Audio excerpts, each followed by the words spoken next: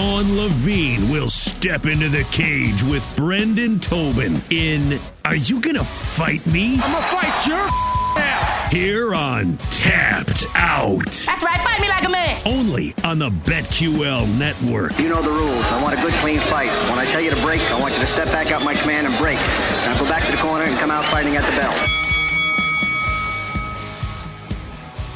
It is fight night from the 305 UFC 287 in Miami. Breaking it down with me, Brendan Tobin and Jake Noaker. I'm the sports machine, Sean Levine. But right now, it's time to get it on. Let me do that a little better. In the words of the late, great Mills Lane, let's get it on. UFC 289 has been announced, and they're going back to Canada. Of course, Canada's finest fighter, GSP. But I think Rory McDonald is the second best fighter produced from the Great White North. Are you going to fight me if I say Rory versus Robbie is the greatest UFC fight of all time? Oh, dude, no, I'm not going to fight you on that. I love that fight. I remember being, where the hell was I? I was like at I think it was at Gulfstream Park, one of their sports bars there. We watched it on the big screen. Oh, what a fight. And the fact that Robbie was down and that he had to get the finish. One of the bloodiest fights of all time. I love Robbie. Robbie Lawler is one of my favorite watches of all time, too. I love Robbie Lawler. No, man, can't fight you. I mean, one of my favorites. The face of Rory. I mean, basically neither guy had a nose left, right? Like after that fourth round. And then correct me if I'm wrong. I've watched the fight 100 times. I believe that after the fourth, is that when Rory collapses? Because they meet in the middle of the octagon at the end of one of the rounds. I can't remember if it's the third or the fourth. They're face-to-face, blood dripping from every orifice of their body. You can't see the nose from either guy. And then I want to say before the fifth, Rory just collapses, right? And that's the fight? Yeah, hits him like right square in the nose. He said he couldn't see anymore. You know what's crazy about that? I remember it wasn't too long ago. I sat down with Rory at, it was, I don't know what the hell it's called now. It's Sanford MMA at the time.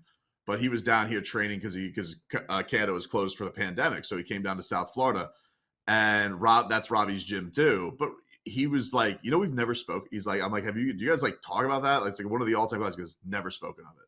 And I just think that's weird. Like, think about that. They always say like, usually after you have a fight like that, you share something like that forever, but they don't talk about it. Now, it's not like Robbie or Rory's the most talkative guy in the world. Like, I feel like they just talk in grunts, but even still, like that's just such an all-time classic. I feel like that's one of those that's every fight fan, if you saw that one, if you haven't, go get Fight Pass and watch it. Or YouTube, whatever. It's an all-timer. Dude, I got into a fight with Mitch Swenson in 8th grade, and I still text him every single year on the anniversary of the fight. Like the fact that those guys don't communicate, and we agree that it's the greatest UFC fight of all time is just crazy. I don't think it's going to be the greatest fight of all time, but it is announced. Nunes versus Pena 3. Are you going to fight me if I say, and it pains me to say this, Juliana has no shot. Like, I thought that maybe Amanda was on the back end of her career, had other interests, but we saw the fight again, and it didn't take long. Like, Amanda basically had her way with her. I don't think Juliana has any chance. That was just her night. You going to fight me? The only thing I'd fight you on is we've seen Amanda kind of get sick of fighting, right? Like that was a pretty recent thing where, we saw an unmotivated Amanda Nunes. Does this fight motivate her? Does this fight, get her juices flowing? She got her revenge. She got it pretty easily and handled Juliana. So does this same fight do it? Like, I wonder, if Valentina would have won, would we have finally gotten the long-time grudge match? Would that have gotten Amanda going a little bit more? So that's the other thing. But if you're telling me like, yeah, fighter for fighter, talent for talent, no, I feel like Amanda should win pretty handily. But I think we have seen that Amanda does, I won't say have 1 foot out, but maybe one, is kind of eyeballing the way out. So if we get like a little bit more of an unmotivated Amanda this time around, we've seen Juliana can hop on her and win. I don't think she's going to be unmotivated because this is the same one that she lost the fight to. I mean, she's going to look across the octagon and know that she can be beaten. Will she maybe not give it her all because it was almost easy the second time around? Maybe that could be a little bit of a concern. And if you want a value bet, you can get some great money on Juliana Pena, whatever that goes off at, probably like a 6-1, 7-1 underdog. So the Octagon is in Miami tonight. And then next week, it comes to the Midwest. Kansas City is the host for Arnold Allen and Max Holloway. You're going to fight me if I say, no matter what happens, basically at this point, Max Holloway retires as a top 15 all-time UFC fighter. That's such an arbitrary top 15. Because I don't think he's top 10. Like we have our top 4 or 5. We know the John Jones, the GSPs, the Andersons, the Khabibs, and then we all have kind of that next list. I think he's on that next list, right? Sure. Thank you. That's all I was looking for. That's really all I want. Like I'm not gonna count off 45. I will say this: if you don't like Max Holloway and you're a UFC fan, there's probably something wrong with you. He's one of the most entertaining watches in UFC history. Badass, has fought everybody since the time he was a child, and is now a grown man and is still main eventing and is a fan favorite and is gonna probably sell out Kansas City and people are gonna go crazy for Max. He's beloved. UFC Hall of Famer for sure. You're going to fight me if I say Jorge Masvidal's a UFC Hall of Famer too, for sure. I know he's got the spotty record, but if you just want to talk about like at his peak and the highlights and what he meant to the promotion, he's a Hall of Famer too. Yeah, I think so. I mean, Cowboy just got in, right? And he beat, so like I think that they give a nod to their fan favorites. Uriah Faber's gotten in. So yeah, I do think that this last 4 years of his career, because I kind of think that before that people would overlook him. He had a lot of split decision losses, even though everybody knew he was a tough out. But I just think the fanfare, all of that stuff, if anything, they'll do something. They put like fights in the Hall of Fame. I think they'll put like the flying knee in the Hall of Fame or something like that. For sure. Like he'll get a moment in the Hall of Fame where he'll get to reflect on his career, which is an interesting one. I mean, like for a guy, there's not many guys like him who were in the game that long and nobody really gave the time of day to up until, very late into his career and then became a superstar in this sport, which I got to say, I really underestimated how much he's still beloved down here, which is a cool thing about the sport that in boxing, that would never happen. If you lost 3 straight, you would be an afterthought.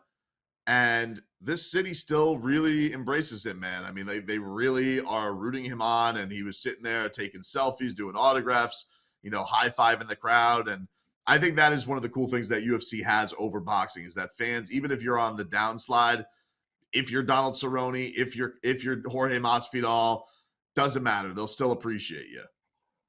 What do they call that arena nowadays? It's not American Airlines or that crypto coin. What are you guys calling it nowadays? It's called the Kaseya Center, which, it's like a software company. The Kaseya Center. Okay. Yep. That was the same name for 20 years, American Airlines Arena, and now it's had 4 names in the span of 12 months. All right, for the sake of this conversation, the American Airlines Center, tonight when Masvidal makes the walkout, it'll be the loudest that place has been since when? Man, probably Eastern Conference Finals last year, but if he loses, it's going to be sadder than Jimmy Butler missing that 3. I mean, that was the saddest. It was the saddest I've heard that building in a while. Speaking of losing, you're going to fight me if I say both Usman and Valentina are in the exact same spot in their careers. And I basically think of them almost as the same fighter, right? Like great careers. We're talking about for sure Hall of Famers, defended their belt a bunch of times. But right now, they're kind of at the same spot where they're a little stuck and on the downside. You going to fight me?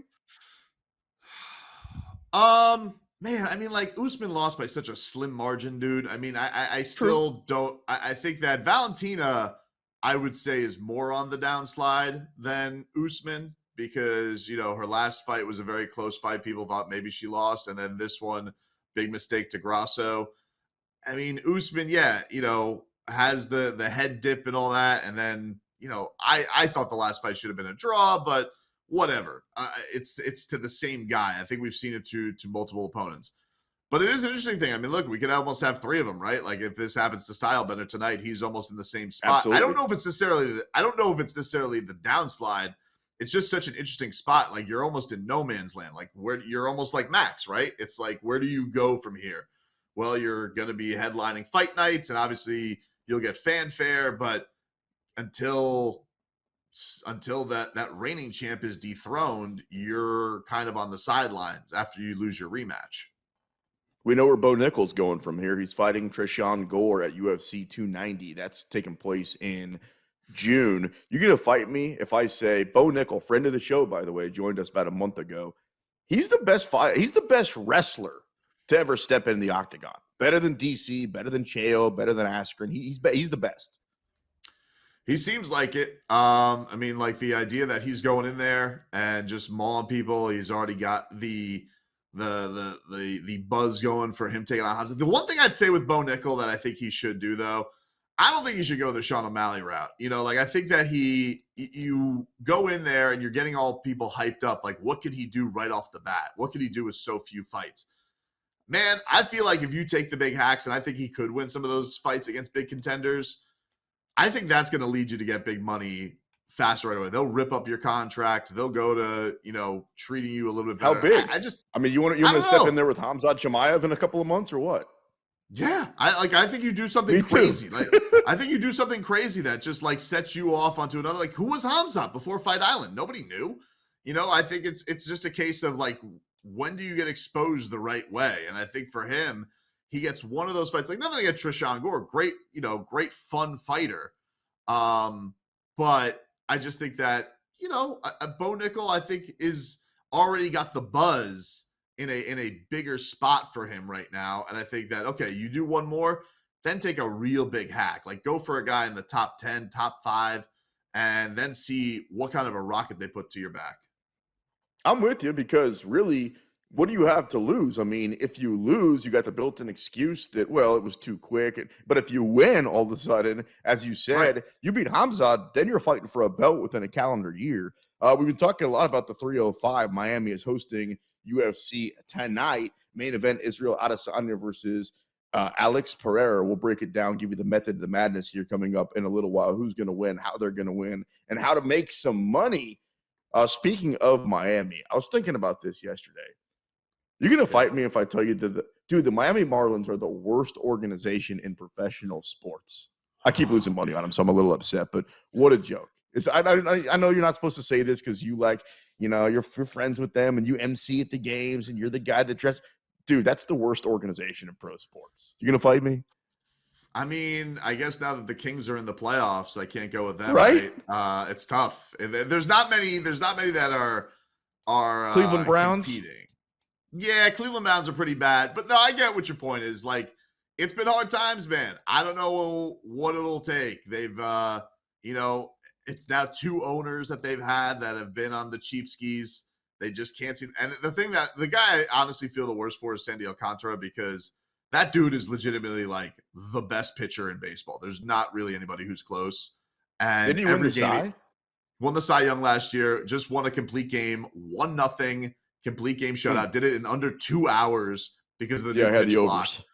Well, that's always a dicey bet with the Marlins.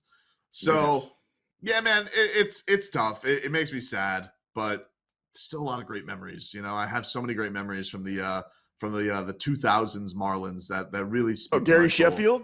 Is that Bobby Bonilla? Yeah. Well, that's 97. I'm even like after that, like Mike Lowell, Derek Lee, Craig Counsell. Craig Counsell, yeah, of course. Josh Johnson, Josh Beckett, Dontrell Willis, Miguel Cabrera. Some really good ones. But, man, it's been hard times lately. Can't lie.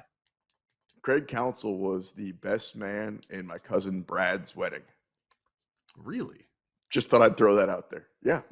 My cousin Brad, in fact, considers himself responsible for – like a little bit responsible for one of the World Series victories. There's a great story I'll tell you off air about how they let the families on the bus and they were down a game and he jumped on the bus.